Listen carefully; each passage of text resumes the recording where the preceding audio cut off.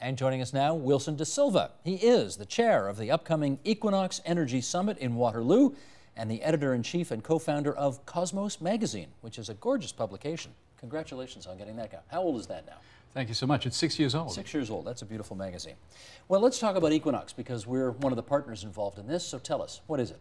Well, it's an attempt to try and solve the problems of energy, which are, it's trying to think about 2030, think 20, 30, 40 years in the future.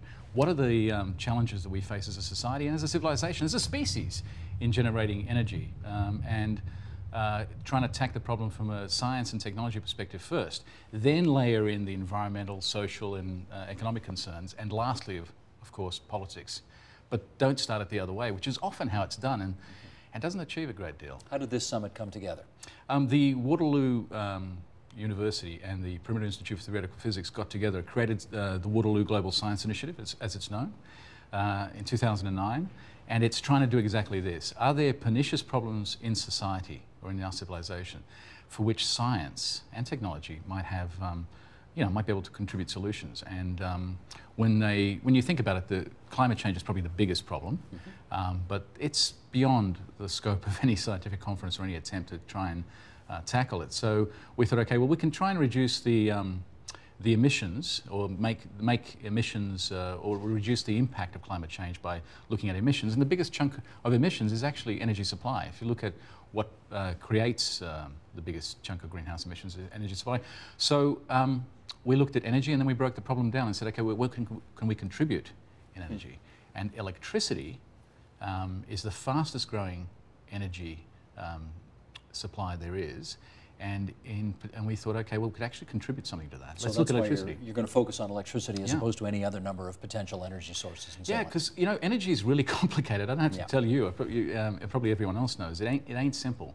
And if you break it down to something like electricity, and you say, okay, let's look at the generation, the storage and distribution of electricity, and what kind of out-of-the-box science is out there that could make a substantial, or as we like to say, transformative contribution, because we are looking for transformative technologies or systems or approaches. Your accent betrays the fact that you are from down under, so you will have come a long way for this conference, but how about others, coming from all around the world? All around the world, yeah. We have some impressive people. These might not have been heard in you might have heard them in your lounge rooms, but within science circles, they're considered superstars themselves. And there'll be people like, well, some of them we have here in Canada, like Jeline Burek, who's at the University of Alberta. She's Canada Research Chair in Nanomaterials. She's looking at really intriguing concept of the personalization of energy. What if you could make solar cells as cheap as chips? And then you use that to generate, instead of generating power, you actually store hydrogen in your house, and you bleed off the hydrogen as you need it for your car, for your house, and that becomes a kind of a battery. That's an intriguing approach. Is that science fiction? It sounds like it, doesn't it? It does. But it actually is within our reach. And there's things like, say, Yasin Kandi, who's at CERN in Geneva, CERN, the home of the Large Hadron Collider. He's looking at a really interesting concept, subcritical, accelerator-driven subcritical reactors. These are nuclear reactors, but that chew old nuclear waste as part of the process. And the waste that's produced could theoretically be like 3%, and it would be uniformly have a half-life of 500 years. So really attractive. And then there's people like Jay Apt. So we have the structure where there are these scientists who are proposing ideas, and they're called the quorum. And then we have a bunch of other scientists and engineers who are called the advisors, and they'll put these ideas through a rigor test, kind of really push it and filter it. And people like Jay Apt, who's at Carnegie Mellon University, former shuttle astronaut, knows these energy systems backwards, can really do calculations. Say Robin Batterham, who's another Australian, head of the Australian Academy of Technological Sciences and Engineering, former Chief Scientist of Australia. These people are really going to put the blowtorch to the belly of these ideas, if you like. Blowtorch to the belly. Now that's a down under expression if I ever heard one. Well, I said earlier we're partners in this thing, and the fact is we're going to be doing 5 programs from Waterloo, from the Perimeter Institute next week. So we're very much interested in how this is all going to unfurl. Let's just break down in terms of you know, the energy question. We want to talk about generation, distribution, and storage. So let's just break those three down and talk about it. The biggest challenges in terms of generating energy today are what? Enough of it. If you think about how many, you know, more than half of the planet isn't even on the grid. And as China and India, for example, or Brazil, accelerate in growth, they're going to want energy. They're going to want to live like Canadians and Australians. And hopefully not through some dirty burning coal or something well, like that. Well, this is the thing. Even with fossil fuels as they are now, we're seeing price spikes in gas. We're seeing, you know, energy is costing us. And how on earth are we going to bring the rest of the world to our level of living, which they will reasonably want to have, and do that in the next 20, 30, 40 years? It's forecast that we'll need to find something like, by 2050, 10 times the amount of power, electricity, that we have now. How are we going to do that? So there's an issue of population without even thinking about the carbon emissions that these things generate. So it's clear that there's no one single solution. It's not going to be a, you know, whether it's carbon storage of sequestration of carbon underground, or it's not one single solution. There's going to be a whole bunch of solutions. I think we need a bow, a quiver of arrows, and we need lots of really good arrows that hit their mark. We need to create that much more energy in order to plug in that many more people and yet reduce our overall emissions in order to save the planet. This sounds like a, no, it really does sound like an impossible quest, doesn't it? It does, but you know, that's why we thought, governments have tried to tackle with this problem, and it's been a wrestle, and they've not managed to really overcome it. We've tried diplomacy, and we've seen what happened with that. It fell short. Why don't we try science? Why don't we try it from a science perspective? Why don't we look at critical thinking, rationality, approach this from a logical perspective, look at rigorous ideas, make them stand up, and then think in 20, 30, 40, 50-year cycles. Then maybe we can get around this problem, because it isn't a 5-year or a 3-year cycle. No, for sure. And I'll tell you, Wilson, every survey I've seen, and we had one of them on the program a few months ago, said that more than doctors, more than lawyers, more than politicians, journalists, used car salesmen, police, fire, scientists are the most revered group in society today. The most trusted, the most revered. So maybe it is time we give you guys a look-see. So why don't we listen to them more? That's what we should do. Well, we're going to do that next week. Okay, we talked about generation. How about distribution? What are the biggest challenges in distributing energy to the people who need it? Well, part of the problem is the thinking that we've had up until now. When we started burning electricity, we had an idea of you know, a small centre that wanted to distribute it to you had one generator and distribute it to a small group, a small town. And as it grew, this grid, the electricity grid that we're used to, is kind of stuck in a 1890s kind of way of thinking. What we really need is to have a grid that cycles both ways. Currently, it's power in a coal station or a nuclear station, pumping it out, and it's pumping out way more than you need, because they don't know if your lights are on or not. Sure. So they've got to pump out way more than people need. And what we need is a grid that goes backwards too, that maybe you can collect solar powers and send it back, or if you're not using it, somehow communicate that back. We can't do it with the grids we have. We need a smarter grid. We do need a smart grid, but we need more than that. We need really robust systems that can handle the kind of peaks that you see during air conditioning or during you know, during demand crises. I think you said peaks, right? Peak. It sounded like pigs. I'm sorry. But you meant peaks. It's peaks, P-E-A-K-S. It's that accent. Okay, all right, accent. good. The other thing is, you know, perhaps science can contribute this. We know that that wires have no resistance at a certain, as you approach absolute zero. And you know, one of the big promises, not that we think we can deliver it in the next 20 years, but it might, might be that if we can reduce resistance to zero. So currently we lose something like between 3 and 5%.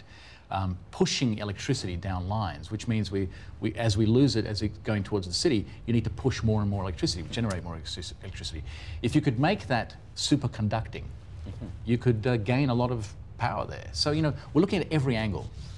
Storage. Storage is actually, personally, I think it's actually, it's a real game changer. All of these technologies we're looking at are game changers, but storage is the one that's kind of been missing for a long time, in a sense that I said to you that we have to generate way more power than we need.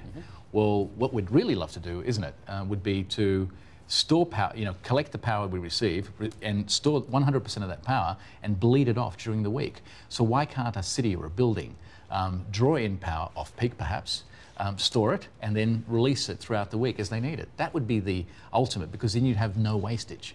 But you know, unfortunately, we've got the same battery technology we had during the US Civil War. It hasn't changed a great deal. How is that possible, that we seem to be so, you know, we're at the cutting edge of so much, but we're still using technology that's a century behind us? Sometimes physics doesn't cooperate. That's it. That's it. How much do you think we need to change our overall approach? I hate this expression, but as a society, in order to achieve what you're talking about here? Well, look, I think we beat up on ourselves a lot, and as a society, and say, hey, you know, we really need to clean up. But let's remember, we've only figured this problem out, the emissions, that it is a serious problem, only in the last, what, 20, 30 years. And we've only really been tackling it for a little while. So, and we haven't really put the kind of intensity that we need, maybe we need a kind of Manhattan Project or intense focus of people on solutions. Yes, we're going to need contributions from the consumer too, but, and one of the things we were thinking was, should we introduce some kind of discussion about consumer efficiency? But ultimately, what we need is big bangs, transformative changes. Anything that consumers can do, I think they'll buy into it. And we've actually got some really interesting ideas. I won't discuss them in advance. Let's throw one out. Why not? We've got some really interesting ideas that will, if they work, will allow, if it all comes together as we're hoping, will actually allow the public to participate in this, to participate in the energy revolution or the transformation that we're going to need. How so? I really can't reveal. Come on. You want to give us a little hint? Well, I'll give you an idea, the kind of thing that, you know, if this is a wartime footing that we need, perhaps what we need is to create war bonds, in kind of global climate bonds, where people buy into bonds that will pay off in 20 or 30 years, but it becomes then a massive pool for global research into energy systems that reduce carbon. I mean, that addresses some of the financing issues. But there are a whole bunch of ideas like that are happening in there. And one of the exciting things we have in the forum is not just the scientists, but in the discussion is something called the forum, which are future leaders from around the world, young people who have excelled, mostly in public policy, in academia, probably the future political leaders and business leaders of tomorrow. We've kind of, I wouldn't say we've given up on this generation of politicians and entrepreneurs and political and business leaders, but what we've done is we've captured what we think are leaders of tomorrow. We've traveled them back in time 20 years, given them all this understanding of how difficult it is to tackle energy, the solutions in energy, and what it is that we need to do to change the world in energy, and then allow them to become ambassadors. Well, let me pick up on that, because the title of your conference is Our Energy Future 2030, so you're looking 2 decades down the road. There is no politician in this province today that's looking more than 4 months down the road, because we've got an election coming up in October. You know, what's the scientific expression about an immovable object and an irresistible force or something like that? You've got, you know, you've got a disconnect here. How do you get people who don't look beyond their noses in terms of time span to make decisions that are required for 20 years down the road? I'll tell you what, by creating ideas that have scientific rigor and stand up on their own as rational ideas, irrespective of the other considerations, they are likely to stand the test of time. So what we're trying to do is give space here for science and technology.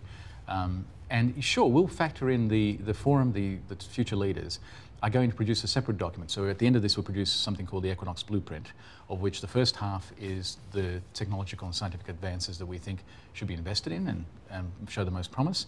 And the second half will be, okay, this is how we sell it. This is how we make it work. This is, whether it's these bonds ideas or some other kind of ideas, we actually, as I said, we're kind of skipping a generation to an extent, but we do want to proselytize and promote this to the rest of the world, but do it in a way that it's science first. Therefore, we're kind of saving the politicians. They don't have to think 3 years in advance or 3 months. They actually have a document here that has a coherent logic that will hold for 20 years, 30 years, 40 years. The blueprint will work for the road ahead. Yeah, they just got to do it. Yeah. That sounds easy enough. And we're creating it modular too. The approach we're taking is that you might be a country that maybe you can't implement this one, but you might implement this other one. Or if you're a regional area versus a highly populated city, you can actually use a combination of these. So, you know, we're really thinking this through. Look, Steve, it's a serious challenge. There's no doubt about it.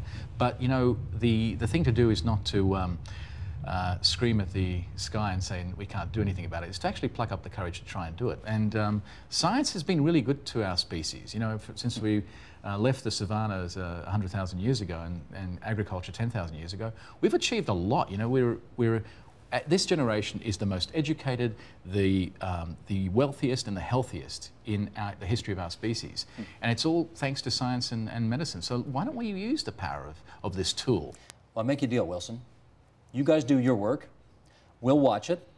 We'll live stream all of it on tvo.org. And then we'll do programs on it in the evening. And then we'll spread the word. That's absolutely fantastic. Let's shake on that. Wilson De Silva from Cosmos Magazine. We look forward to seeing you at Our Energy Future 2030 at the Equinox Energy Summit in Waterloo next week. Thanks so much. Thank you.